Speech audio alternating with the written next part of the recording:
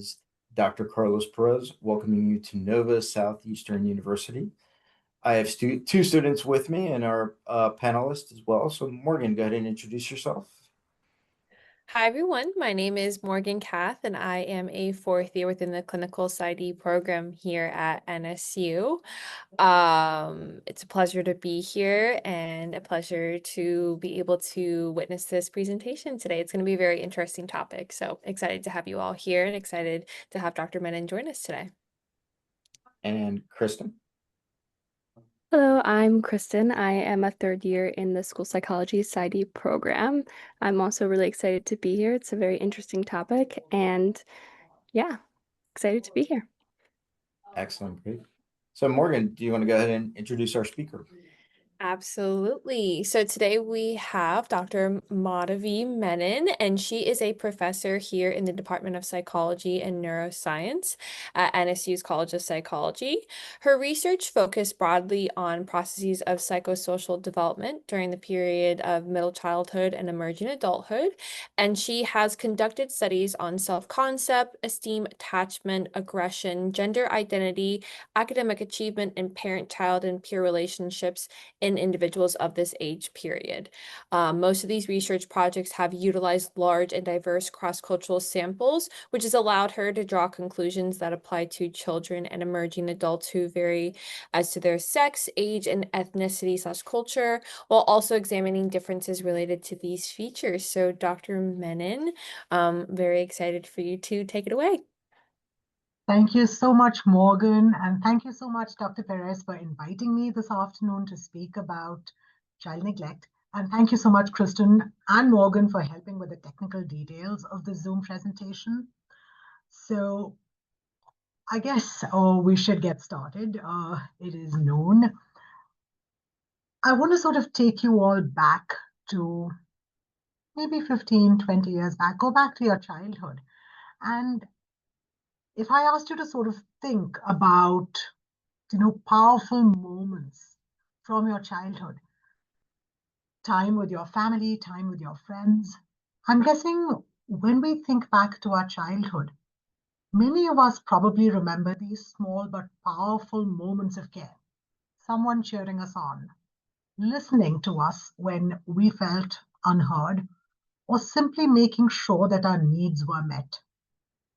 Now, while these moments may seem ordinary, but they are what we'd call the basic building blocks of healthy development.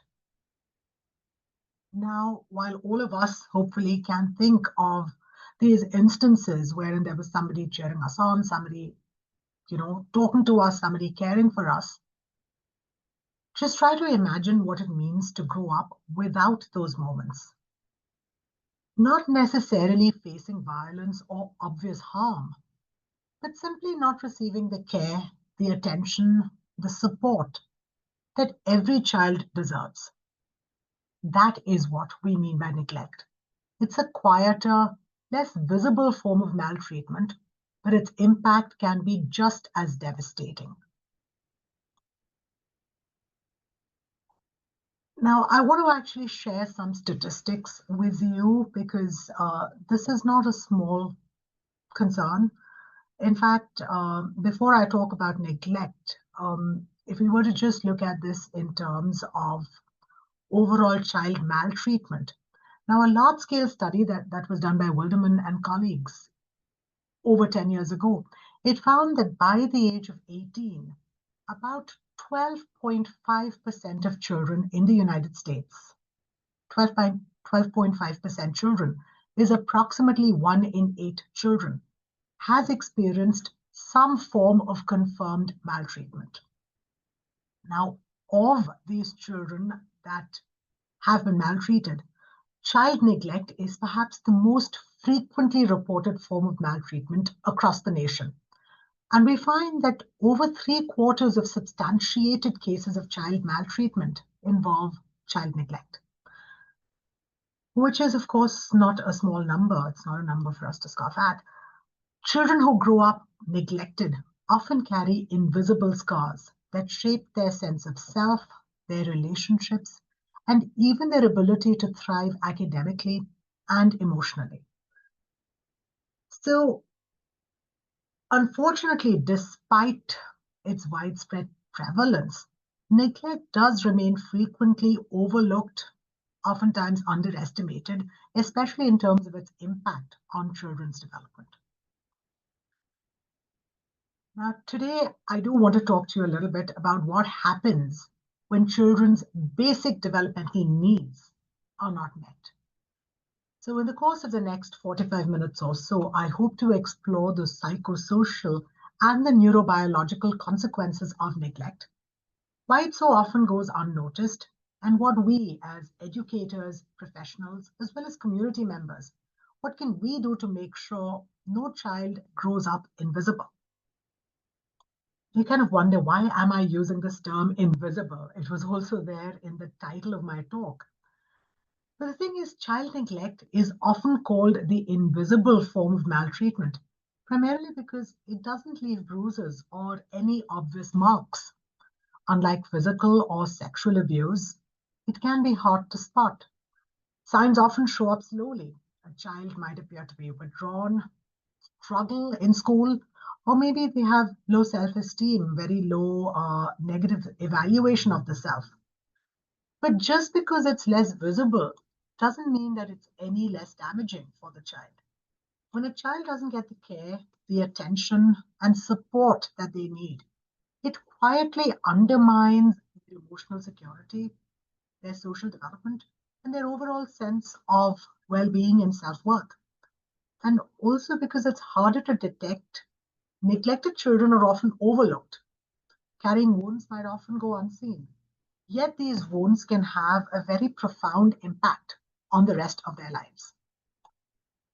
Now, before we dive deeper into this topic, I think it's helpful for us to make a distinction between child neglect and child abuse.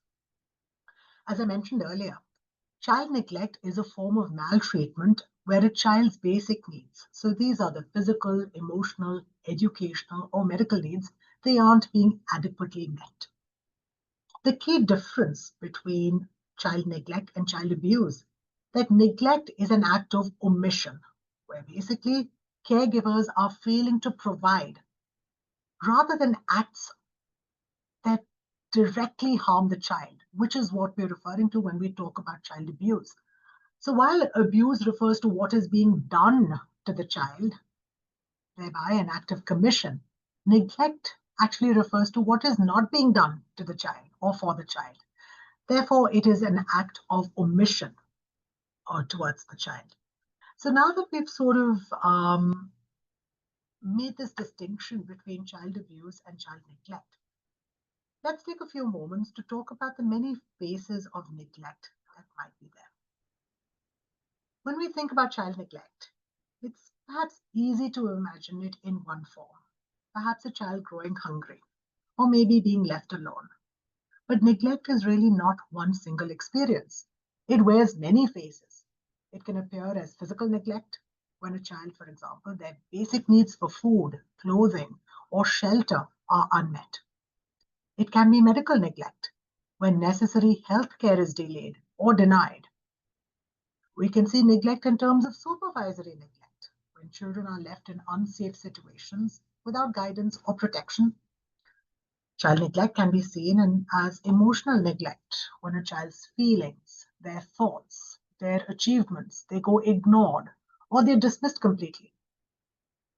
Neglect can take the form of educational neglect, when a child's right to learning and school support is denied to them. The parents are not sending the children to school, or the child is tardy, the child is missing a lot of school, and the parents don't seem to be involved, don't seem to have a problem with the child not being in school.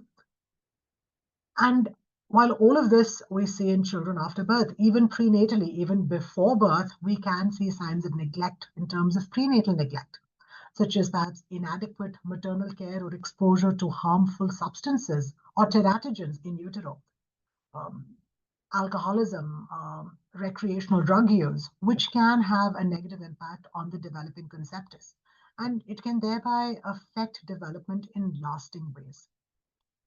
Now, each of these forms may look very different to us, but they actually share a common thread. which translates to what I call the CAP or the CAP, which is the absence of care, the absence of attention, and the absence of protection, which every child needs so they can thrive. Now, today I'm hoping to explore these diverse phases of neglect, the ways they impact development, and why recognizing them all is quite essential for us if we are to truly protect and support children. So, before we go into more detail about child neglect, I want to actually pause for a moment to share a few recent cases that have been in the news. These stories, while they're difficult to hear, they really bring to light how neglect can take many different forms, from passive inattention to extreme deprivation, and how devastating its effects can be. Now, let's start out with this case in South Korea in 2010. Now, in this very shocking case, what happened is a couple that was addicted to online gaming. They spent several nights on end at internet cafes raising a virtual baby, all the while when they left their 3-month-old baby home alone. And this baby eventually died of starvation. This is a pretty devastating example of gross physical neglect that the child experienced.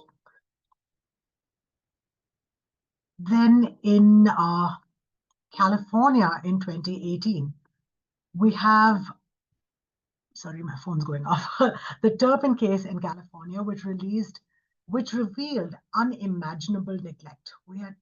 Now the Turpin family had 13 children, and they were actually found severely malnourished, chained. They were deprived of basic care and education for years until one of their children escaped and called 911. And that is when they actually found that all these children were living in squalor. They did not have access to food. They were starved. They were malnourished. They'd never been to school. They had no social interactions. And they basically experienced extreme forms of physical, emotional, educational, and medical neglect. Then in Britain in 2019, we had an 18-year-old young mother who went off on vacation for about 6 days, leaving her 20-month-old daughter all alone.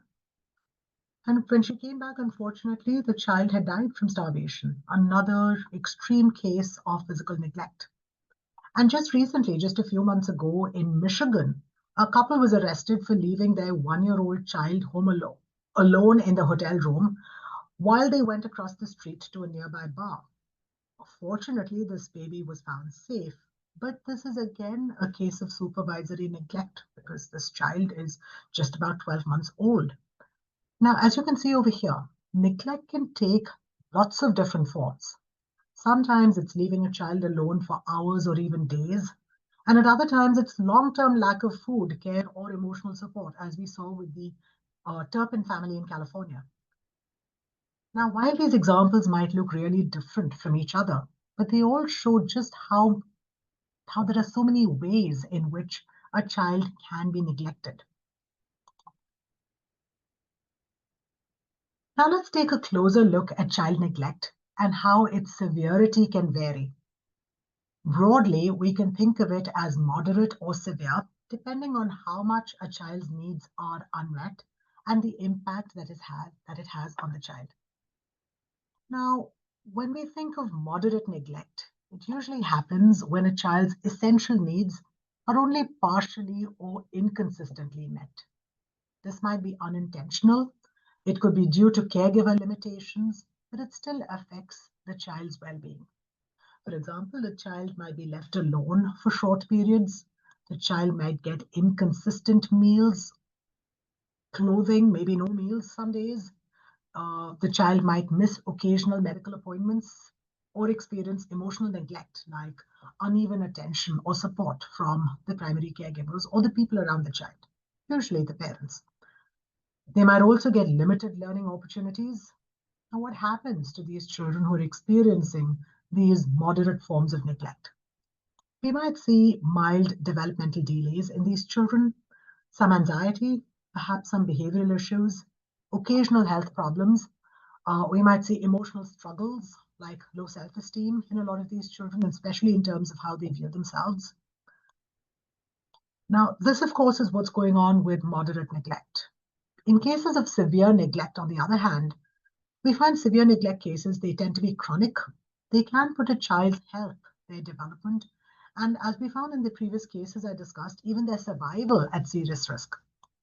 Now, this includes things like persistent lack of food, shelter or clothing, prolonged lack of supervision, untreated medical needs, extreme emotional neglect, or maybe living in unsafe conditions. Now, the consequences of severe neglect, of course, are much more serious. We have cases of malnutrition, untreated illnesses, major developmental delays that the child might experience, untreated illnesses, deep emotional trauma like anxiety or attachment difficulties, and a high risk of exploitation or abuse. Now, all of this being said, when we're talking about neglect, I believe I am a developmental psychologist, and I think it kind of helps for us to look at abuse through a few different lenses. And I want to sort of focus on the Ericksonian perspective in terms of the psychosocial theory of development that he posited, John Bowlby's attachment theory, and Yuri Bronfenbrenner's systems theory. Very briefly, before I go into more details about these theories, Erickson sort of shows us that every stage of a child's development matters. If their basic needs aren't met, it can throw off those milestones and make it harder to build a strong sense of who the individual is.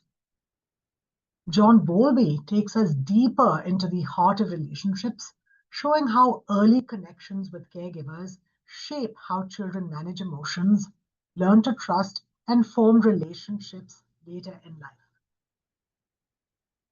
And coming to Yuri Bronfenbrenner, he kind of makes us zoom out a little bit and look at neglect as not just something which is about the child and their family, but how neglect is influenced by the community, the schools, and even the broader society that we are in.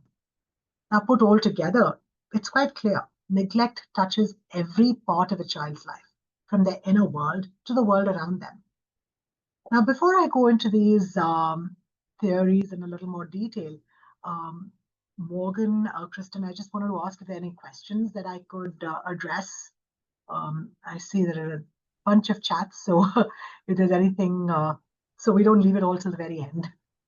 Yes, we did actually have one question as you were reviewing the different forms of neglect. And the question was, what if the parents are too busy for work and it's kind of consuming a lot of their time, but there's still enough educational and physical support? How do we kind of go about looking at neglect through those sorts of lens?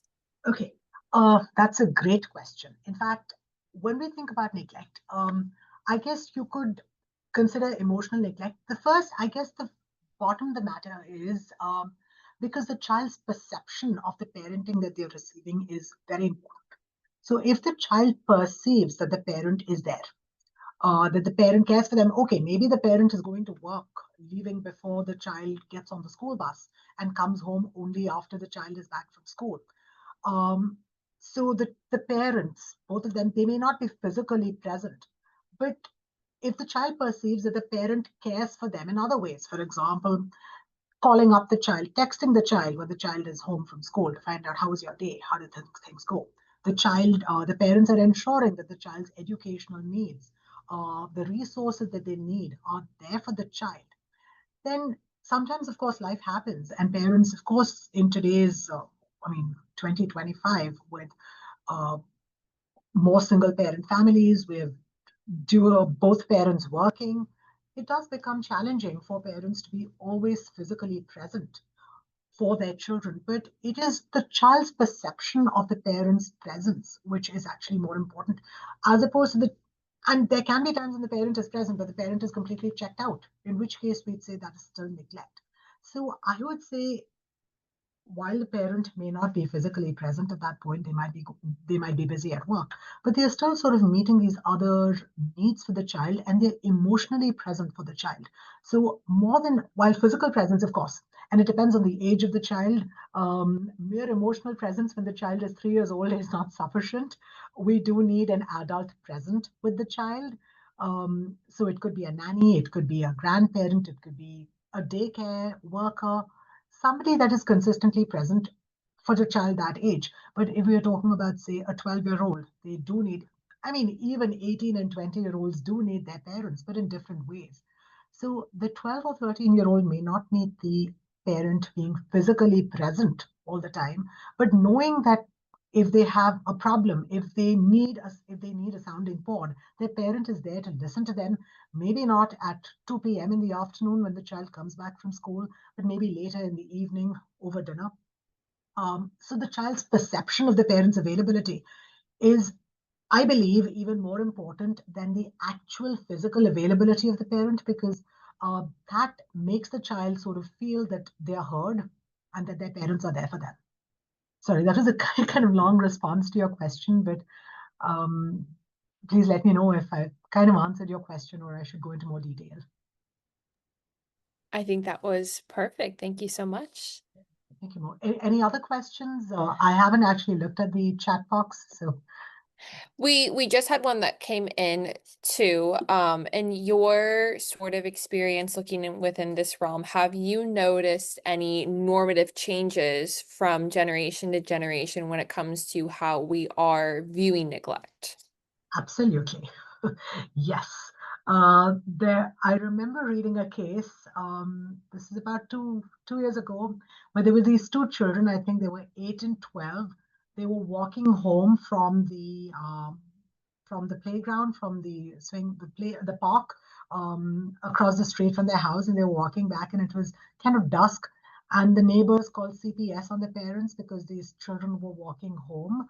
I think they were 8 and 12 or somewhere there, and the neighbors got very concerned that these children were walking home alone. This is so we're talking about 2022 or 2023 when this happened. We would not be talking about this if this were happening in the 1980s. I mean, parenting styles in terms of how we are viewing children has changed. We've become, I'd say, in a sense, much more aggressive, much more present, but in a sense, it might also be there are generational differences. Um, I remember growing up in the 80s reading about reading the babies. I grew up in India reading the Babysitters Club books. So when I was 11 and 12, and I have a 12-year-old, I'm not sure I want her to be, I'm not sure she is responsible to take care of, say, a 6-year-old, but 30 years ago, possibly. I mean, that was what was going on. So there are definitely changes in terms of what's going on. And if we go back even, say, 60 years ago, I mean, look at the time of the Second World War at that point. Of course, that was an atypical time, but children as young, I mean, 12-year-olds were selling newspapers, even younger than that, getting up at 5 o'clock in the morning. But today we are, I think, it might be more information. It might also be looking at peers. I mean, parents today are probably a little more wary uh, before they sort of let their children out like that. So, I mean, of course, there are other issues like helicopter parenting, which is, of course, impacting. It's the other end of, I mean, if you look at neglect as a continuum, if this end is neglect, we have helicopter parenting at the other end.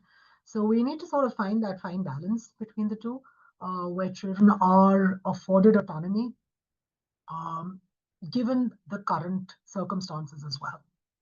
So, yeah.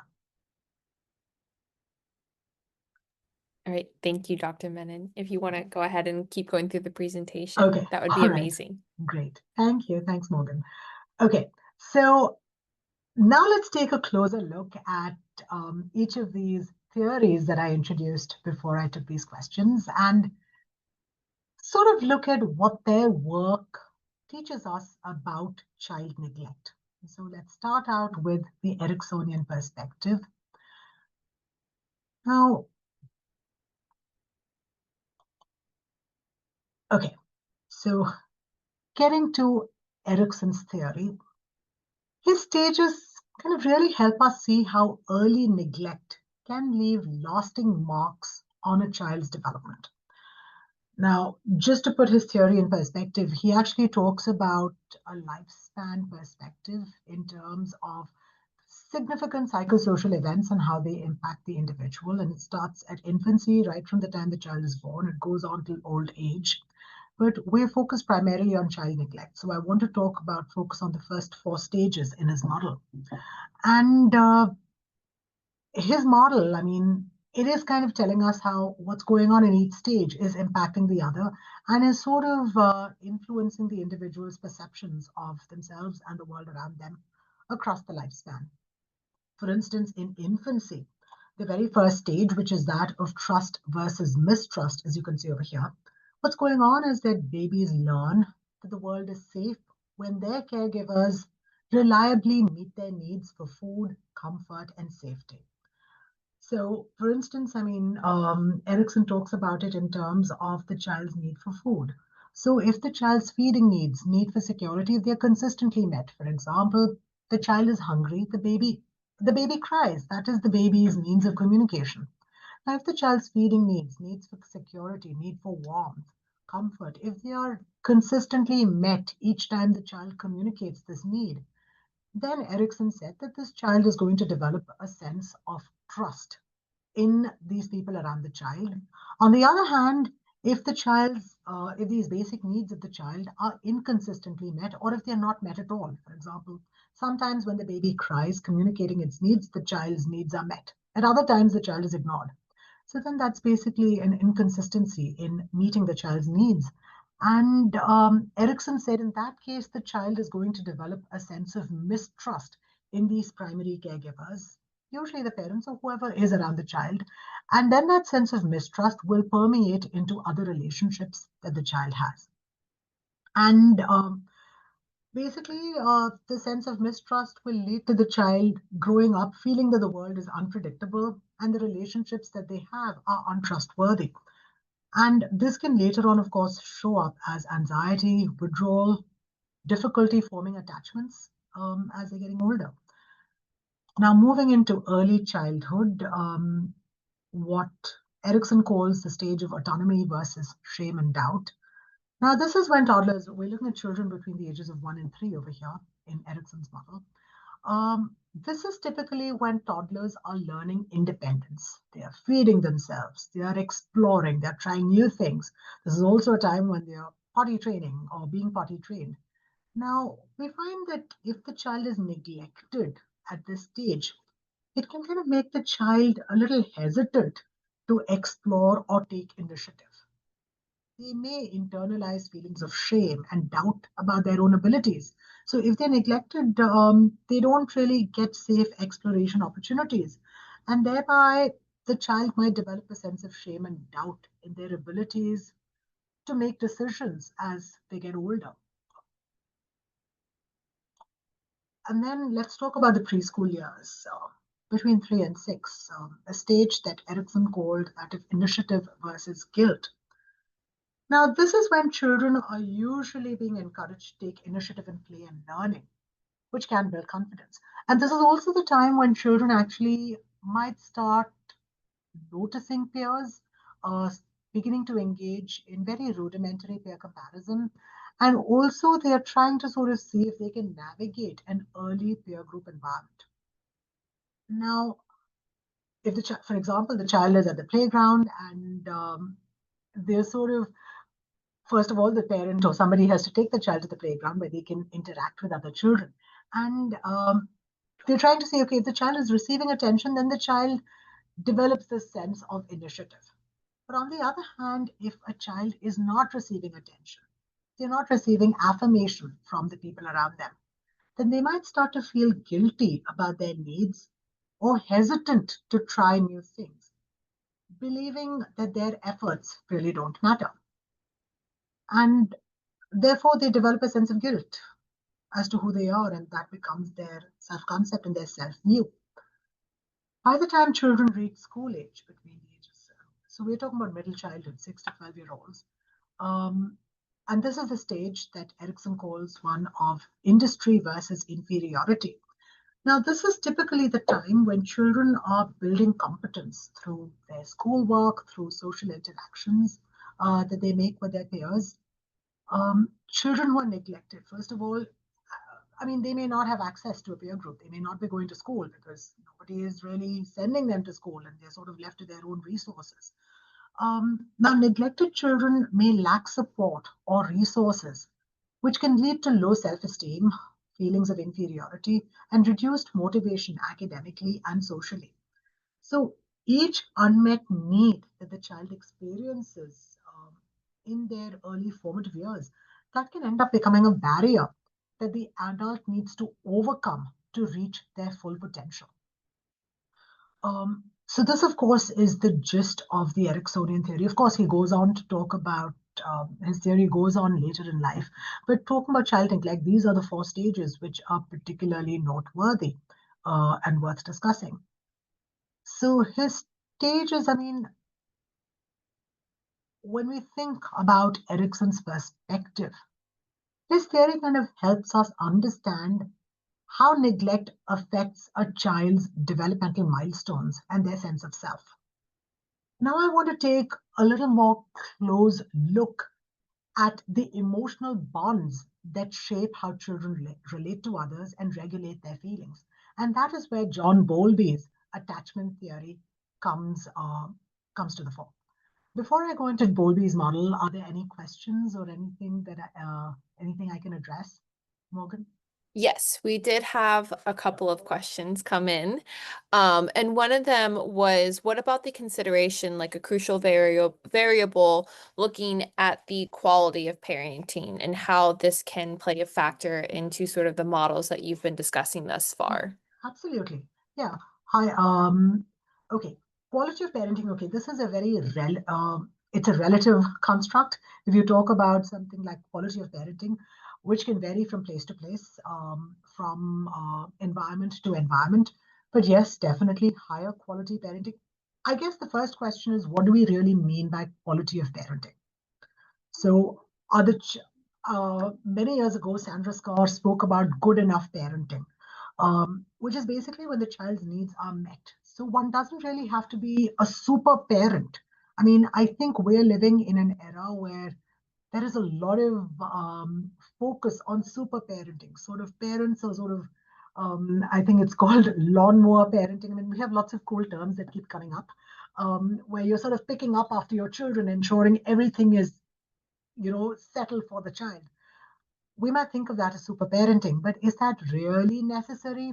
Most research indicates that perhaps not, because it might be hindering the child's ability to sort of make mistakes. They need to be able to make mistakes. But when we talk about quality of parenting, yes, we want to ensure that the children's needs are being met, emotional needs, physical needs, psychosocial, all of these needs are being met, need for security. But we don't need luxury parenting in a sense where every need for the child is met, because then the child is not really going to develop a sense of efficacy in their ability to do something, because somebody is always doing everything for them. So we want to ensure that the child's basic needs are definitely being met.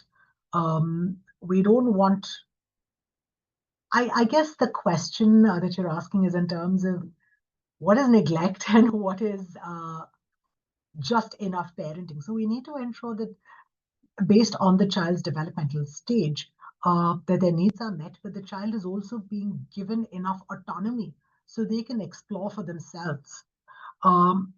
If they're not being given that autonomy, that could be over-parenting, which might not be beneficial. I mean, most research indicates it is not beneficial for the child.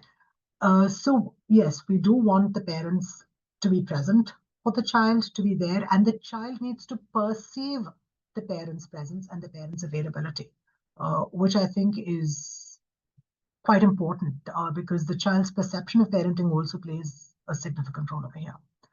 I'm not sure if that really answered your question over there. Oh, perfect. Thank you so much. And we did have another question that came in, that was asking, what about parents where during their own childhood had to grow into a sort of hyper independence due to being neglected themselves? And the question is, how can these parents sort of reframe placing these expectations on their own children? Okay, now very often when we consider parenting, most individuals sort of, I mean, if they had a relatively stable childhood, good enough parenting, they kind of recreate the parenting they received with their children. But then if a parent, as an adult or even as a child, if you felt that there was something missing in your relationship with your parent and one becomes aware of it, then most individuals try to make a concerted effort to not do those things, which they found particularly problematic.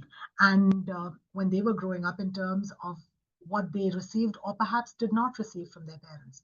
So we do, I mean, in fact, when I'm talking about Bowlby's model, it talks about the development of an internal working model in terms of how we see ourselves and how we see other people.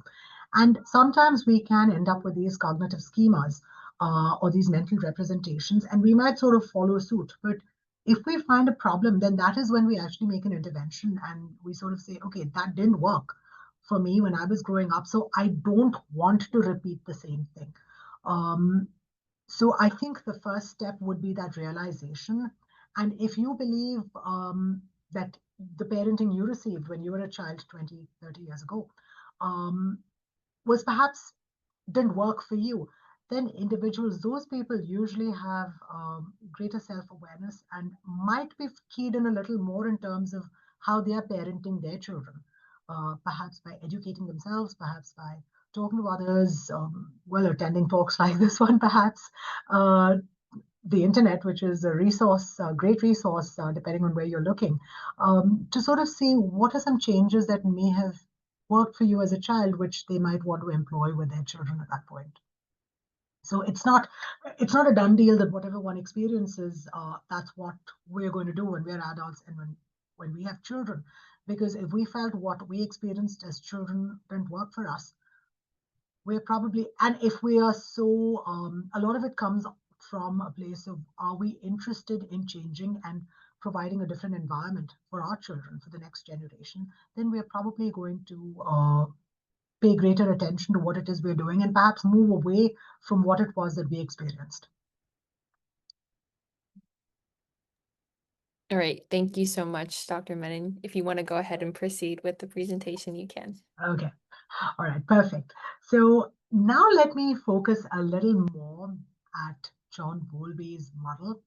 Now, at its very core, okay, first of all, John Bowlby is known as the father of attachment theory. So he basically was focused on how our early childhood experiences can shape lifelong patterns through biological drives as well as caregiver relationships. Now, at its very core, Bowlby saw attachment as a biological need. He believed that children are born with a need to connect with caregivers, and this helps them survive. It's an ethological perspective. So, a responsive caregiver acts as a secure base, letting a child explore the world safely. Along with that, Bowlby also said that children, so he has these two systems which are working in parallel, complement each other, which is the attachment system, which basically says when the child is distressed, are they seeking the parent as a safe haven to derive comfort? And along with that, along with the attachment system, he also talks about the exploratory system. So are young children, babies, are they using their parents as a secure base to explore the world around them, knowing that their parent is there for them? And he says that the attachment system and the exploratory system, now they sound like they might sort of be in competition with each other because one is talking about exploring the environment with the parent's presence. The other is, are you reaching for the parent in case you're distressed? And he said that we need to sort of find that fine balance, and children need to find that fine balance between the attachment and the exploratory system. And he said that with the formation of these early interactions that children have with their caregivers, children start forming something that Bowlby called the internal working models, or the IWMs. And according to Bowlby, these are mental representations of that the child makes of themselves, as well as others, the people around them, that guides the child and how they see relationships throughout their life. So, since we are talking about neglect, what happens when the child is neglected?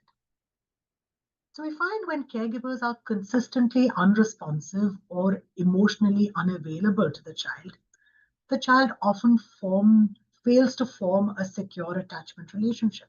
So they might develop anxious, avoidant, or inconsistent patterns of relating to caregivers without having somebody there consistently to help soothe the baby or the child. They can struggle to regulate their emotions. It can lead to chronic anxiety, fear, or even difficulty in managing stress later on. Neglect can kind of also shape the beliefs children hold about themselves as well as other people.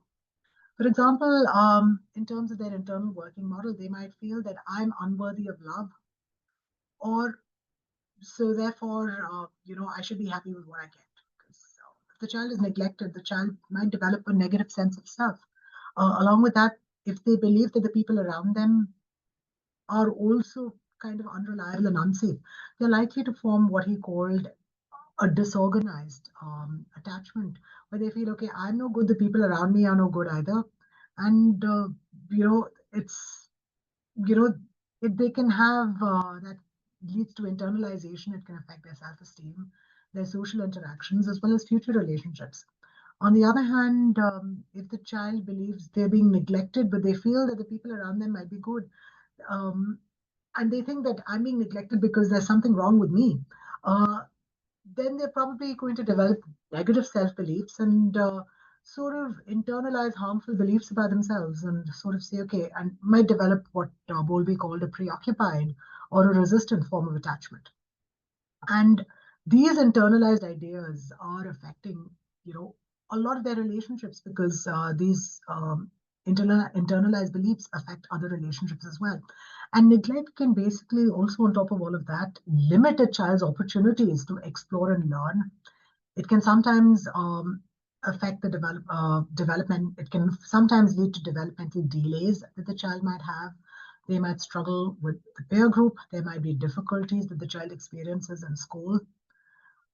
Bowlby's observations on orphanages and hospitals showed these patterns firsthand.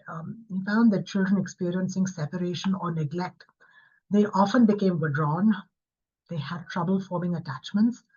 And later research also confirms this. Children who are placed in institutions, for example, orphanages, they're experiencing fairly neglected. I mean, they're not really experiencing much care, neglectful caregivers. These children tend to show higher rates of insecure attachment. They have emotional difficulties and behavioral problems. Now, taken together, I mean, Bowlby's theory is basically showing us that early neglect can disrupt secure attachments, make emotional regulation harder for the individual, and create negative internal beliefs. And these are effects that can last well into adulthood, shaping relationships, emotional health, as well as overall development for the individual. Are there any questions or anything about Bowlby's model, Morgan? Or anything I can address before I move on? We did have one question. Yes. When children experience neglect, are they more likely to develop that avoidant or anxious attachment pattern, which you did sort of address as you were speaking just now? But do you find that it also depends on how they cope with that lack of care from the parents as well? In fact, I was going to talk about that. Children are incredibly resilient, and that's something I was actually going to talk about at the very end. And the thing is, when we're talking about neglect, Bowlby's model, he says it could be, I mean, there can be instances wherein the child might be experiencing neglect. For example, if the mother is, because a lot of it's starting in infancy, let's say the mother is suffering from postpartum depression, which is going to make it difficult for the mother at that point to sort of be attentive, to be sensitive to the needs of the child. So it doesn't have to be the parent. Anybody can step in. So in Bowlby's model, of course, he's saying it doesn't have to be the parent if anyone is present. But if the child is experiencing neglect entirely from whoever is present in the child's environment, then yes, that is going to impact the child's sense of self. It could go in two ways. Either if the child's needs are being inconsistently met, okay, and the child is probably, so the child is probably going to develop this belief that, okay, I'm really not worth it. The child has negative self-views. And the people around me, maybe they're good, I don't know, but maybe they think I'm not very good and that's why they're not there for me when I need them. And that could actually lead to the development of resistant or preoccupied attachment later, where it's this clingy form of attachment, like I want the baby or the child needs to hang on to you for dear life because I'll hang on to you, you can't leave me and go, because otherwise you're going to realize I'm not good because I don't see myself very positively, and then you might leave me and go away. So you have this kind of clingy form of attachment. On the other hand, I mean, when we were talking about over-parenting in a sense, those children might develop an avoidant form of attachment. And this is when caregiving might be particularly intrusive. For instance, and that is when which is why it's important for the child's exploratory system as well as the attachment system to have that neat balance. Because if the child feels that the caregiving is intrusive, then the child is not really able to use the exploratory system. They're not using the parent as a secure base because they're not being allowed to do that. In that case, in Bowlby's model, he basically said that the child might develop an internal working model, one in which their conception of the self might be positive, but the conception of the other, the people around them, might be negative. So the child might develop a belief that, okay, these people are doing too much for me and I need them to stay away from me. And they might develop the self-belief that, okay, I'm good, but unfortunately I'm surrounded by nincompoops who can't do anything because they're not giving me what I need. And they might develop an avoidant form of attachment. Where they might be compulsively self-reliant, they don't, and even when they do need, an adult, they need somebody there, they fail to recognize that and they just chug along on their own, which can be problematic if you're talking about, say, a 3 or 4-year-old and later on as well. So both ends of parenting, I mean, neglectful parenting and also, I mean, highly intrusive parenting can be a problem in that regard. Perfect. Thank you so much, Dr. Menon. We do have a couple more questions, but I think for the sake of time, if you wanted to just proceed through the rest of your slides, Okay. And then if we have time at the end, then we can go ahead and ask those as well. Sure. Sounds good. Thanks, Morgan. Okay. So now, while Bowlby's model kind of showed us how neglect shapes a child's emotional bonds, Bronfenbrenner's bioecological systems theory gives us a broader perspective on how early neglect affects a child's development. Now, he kind of helps us take a step back and zoom out, showing us how neglect ripples across the child's family, the community, and even the larger society. Now, instead of looking only at the child and their immediate family, Bronfenbrenner kind of reminds us that children are growing up within multiple layers of influence, from their caregivers and school to the wider community and society, and even the timing of life events, which when you look over here at the slide, you can see it's like the child is at the center and there are these concentric environmental layers around the child. So, I'm sorry, at the very first layer that we see over here, it is what Bronfenbrenner called the microsystem. So at the microsystemic level, we are talking about direct relationships with the child. So all these entities with whom the child has a direct relationship, the child's parents, the child's peers, teachers, neighbors, if the child has a relationship with them. Now, all of these entities form the child's microsystem. And according to Bronfenbrenner, at the microsystemic level, neglect directly affects the child and caregiver relationship. When a child, for example, is not getting enough emotional or physical care, it can lead to attachment problems, trouble regulating emotions, and we can also see developmental delays in extreme instances.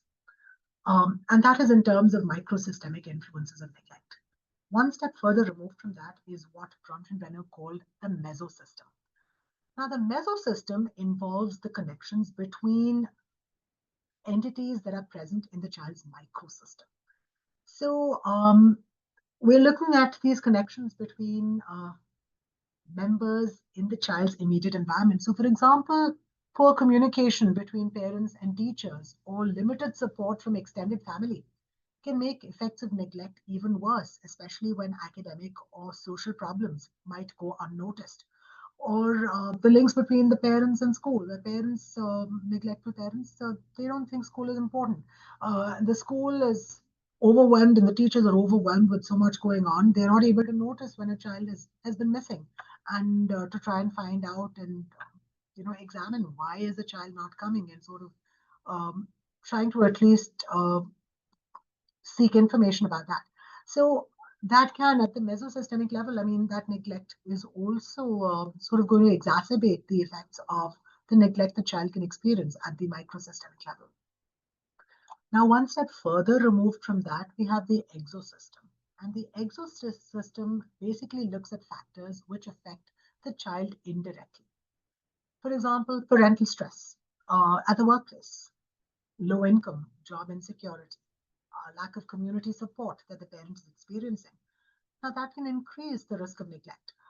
Now, this is basically something which is impacting an entity in the child's immediate microsystem, and the other entity is not linked to the child at all, job related stress. The parent's workplace is not linked to the child. But because the child's parent is part of the workplace, that whatever is going on in the workplace is indirectly impacting the child. And when parents are experiencing workplace stress, that could impact neglect. There might, I mean, workplace policies that could, impact limited access to healthcare, for example, childcare, or early intervention programs could also kind of worsen the outcomes that the child is experiencing. And finally, at the broadest level, at the macro-systemic level, we're looking at things like culture, social policies, societal attitudes, ideologies towards, for example, say child rearing. And that can shape how neglect occurs and how it's addressed. For example, in societies which have weak child protection systems, neglect might persist and it might have a larger impact on the child's development. So I mean, when we are talking about child neglect, we have to look at this in terms of these. I mean, look at it like an onion that you're peeling in all these different layers which are impacting the child. And finally, all of this, we have to consider this also in terms of the chronosystem, which is basically reminding us that timing matters. So chronic neglect during the sensitive periods of development can have much more severe consequences than short-term neglect. And transitions like parental divorce or moving homes can at times compound the negative effects of neglect. So taken together, Bronfenbrenner's model kind of shows us that neglect isn't just a family issue. It interacts with broader systems to influence emotional, cognitive, and social development. And the cumulative impact across all these layers can be profound and it can be long lasting. I do want to sort of also put this in perspective into neurobiological consequences because so far we've kind of seen how neglect affects a child through multiple layers of their environment, from the family to the society. Now, when we take an even further step back, when we zoom even further to look at what happens inside the brain, we can start focusing on the neurological consequences of early neglect. Now, there's a lot of research which indicates that early childhood neglect can have profound and lasting effects on the brain, primarily because the brain is so flexible during the first few years and it is shaped heavily by caregiving experiences. When children don't get enough physical, emotional, or social stimulation, it can disrupt normal brain development in several ways. For instance, neglect can change the brain structure. For example, reducing overall brain volume, shrinking the hippocampus, which affects memory and stress regulation, and even thinning the corpus callosum, which can make it harder for the two hemispheres to communicate with each other. The prefrontal cortex and other areas involved in attention, planning, and social understanding may also develop more slowly in children who are experiencing gross neglect or severe neglect. Functionally, also, we find that neglect can affect how the brain works. We find functions such as emotional regulation, impulse control, and decision making can all be compromised. Maybe because the prefrontal cortex and its connections to the limbic system aren't developing at the optimal level. The amygdala, which is what processes emotions and detects threats, can become overactive or underactive, leading to either heightened anxiety or blunted emotional responses in these children. And the communication between these key brain regions may be disrupted, which is affecting stress regulation and social understanding. Now, neglect also impacts stress hormones and neurotransmitters. The HPA axis, which governs cortisol and stress responses, may become overactive or underactive, and systems involving dopamine, serotonin can be altered, which can influence mood, reward processing, and attention for the child. And if we look at this at the very basic, at the molecular level, we can find that neglect could even impact gene expression. It can reduce synaptic connections or slow myelination of the neurons, affecting how efficiently the brain transmits signals. Now, all of these changes can show up in behavior as well as cognition. Children might struggle with executive functions like planning and problem solving. They might have difficulty recognizing or managing emotions. They might be more prone to anxiety, depression. They might experience challenges with relationships and attachment, as we discussed earlier. Now, the key point of the bottom line is basically this. Early neglect doesn't just create short-term problems. It can redirect the trajectory of brain development. It can influence how children think, feel, and relate to others. And these are effects that can last well into adulthood and last us through our lives. Now, I know we're almost running out of time, so let me just end with my last slide and then take questions after that. I hope, based on this brief presentation, we probably have become more sensitive to the idea that child neglect is an extremely complex issue, and addressing it effectively requires early, coordinated, and multifaceted responses. The first step that we can take is early identification. We need to sort of develop screening tools that can pick up on subtle signs of neglect, whether physical, emotional, cognitive, or social. It is critical for us to catch problems before they escalate. Once neglect is identified, we need systemic interventions.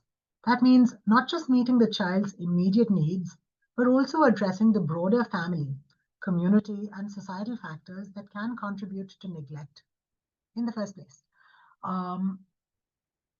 Public awareness is another key piece that we need to definitely think about as a society. Campaigns, public awareness campaigns that can educate people about the pervasive effects of neglect can help reduce stigma, foster understanding, and maybe encourage us all to maybe work towards taking collective responsibility over here. And we really can't forget research integration of this entire thing. Combining insights from neurobiology with psychological theory can help ensure that our policies and practices are grounded in evidence and really work to support children. I'm hopeful that by bringing together theory, research, and real-world action, we can hopefully start transforming how neglect is recognized, prevented, and addressed. And hopefully we'll ultimately create a society which can protect children and respond effectively to this hidden crisis. Now, I don't want to, when we think and talk about child neglect, it does have lasting implications for the child. But I like to sort of end on this note of hope, because despite how damaging neglect can be, we do have longitudinal research, including Deborah Werner's longitudinal studies, where she was studying children born in the island of Kauai for over 30 years. And her findings kind of remind us that children are incredibly resilient. So I want to sort of end on this note of hope that even after early challenges, most children are able to somehow recover and grow and thrive despite experiencing maybe moderate levels of neglect. Of course, if it is severe neglect or abuse, then it can have much longer lasting repercussions for the child. That's pretty much what I had for now. So maybe I can answer questions. Thank you so much, Dr. Menon. I mean, this presentation just provided a breadth of knowledge to this area. One of the questions that we had, and in your experience through the review of literature, sort of looking at treatment for individuals who have experienced neglect, have you found any first-line sort of treatment for individuals with any attachment trauma or wounds? Okay, I have not actually looked into treatment protocols or anything because I am basically an experimental psychologist, so I don't look at the applied aspect. But I would believe a lot of this, I mean, this is something I mentioned a few times earlier. It is our perceptions of what is going on. So I'm thinking one would have to probably start addressing this at the cognitive level in terms of the mental representations one is making, and finding, okay, maybe the parenting we received was not the best, had all these lacunae. Perhaps seeing relationships that perhaps were a little more fulfilling, because what happens is there's this halo effect where we say, oh yeah, this sucks, my parents sucked, so everything was all terrible, and we sort of go down that slippery slope. My guess would be that if you're looking at it in terms of, we'd have to make cognitive interventions in terms of changing how people are thinking about these things. Morgan, you are a clinician. You are probably better skilled to answer this question. No, I mean, I think that you are definitely on the right path. Absolutely. In terms of a first line treatment approach, I really think it kind of varies per individual about sort of what they're presenting with, but definitely a cognitive aspect. I know that there is an attachment-based family therapy out there as well that has been found to be very effective, especially for children who, like you had mentioned earlier, are maybe in the foster care system or with, you know, transitioning between like caregivers.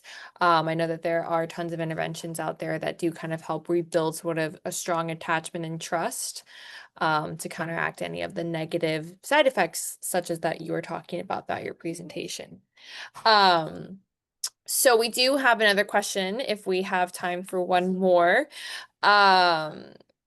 When looking at dynamics where parents may have been emotionally neglected themselves or their child during adolescence, but they want to be emotionally available during their teen years, after realizing that these parents weren't necessarily emotionally available during childhood, how can a parent transition into this change and manage potential rejection from the teen? Okay. Teens are known to, at the face of it, even if the parents were present consistently. Okay, the adolescent, I wouldn't, the adolescent is basically striving for their own autonomy, to being independent, to separate from the family of origin. And that starts by the time you're about 12 or 13. So even if the parents were completely involved, there is going to be the parents sort of pulling away. If the adolescent perceived parents as being neglectful, they've already sort of made that idea that, okay, my parents are useless, let me just do my own thing. But if the parents have sort of realized that, okay, maybe there were some lacunae in our parenting when the child was younger, we want to make amends, we want to be available. I would recommend that the parent just keep trying, being there for the child. Initially, the child is probably going to be rejecting of that, because the child, I mean, and that's even, I mean, I've got an almost 16-year-old and he thinks he knows everything. So you say something, and the first very often the first thing is, oh, we know it. It's there. You don't need to tell us anything. And that is if the parent was available all the time. The parent was not there, but now you realize that maybe I was neglectful of the child and now I want to change. I would say that one should just keep following along in that path where you've changed your behavior and being available and being present for the child so the child eventually is probably going to realize you keep standing there. Eventually, when the child maybe needs you, they will be able to come back to you and sort of, seek comfort from you. But it is never really too late because it is an ongoing, while the early relationships, early childhood is definitely, it is the sensitive period in terms of attachment relationships forming. If we bring about changes later as well, the child hopefully will see that at least one is, and it depends, it varies from child to child in terms of how much confidence a child has in themselves as well. What is their feeling? What are their perceptions of self-efficacy? So it can vary from child to child.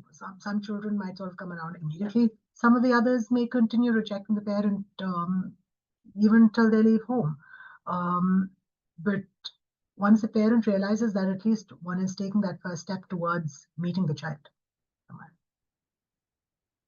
All right, thank you, Dr. Menon. Just for the sake of time, I think that's going to be all the questions that we are going to be able to take. But I want to thank everyone for joining us this afternoon, especially a huge thank you to Dr. Menon. I know just throughout the chat, a lot of people have found this information very fulfilling and a topic that's needed to be addressed and needs more information on as well. And just to let everyone know, I did put a link into the chat for you to access the recording from today's session, and the recording should be available within 48 hours as well. So thank you everyone again for joining us this afternoon, and a special thank you to Dr. Menon. Thank you so much, Morgan. Thank you so much, Carlos and Kristen. Yeah, bye-bye.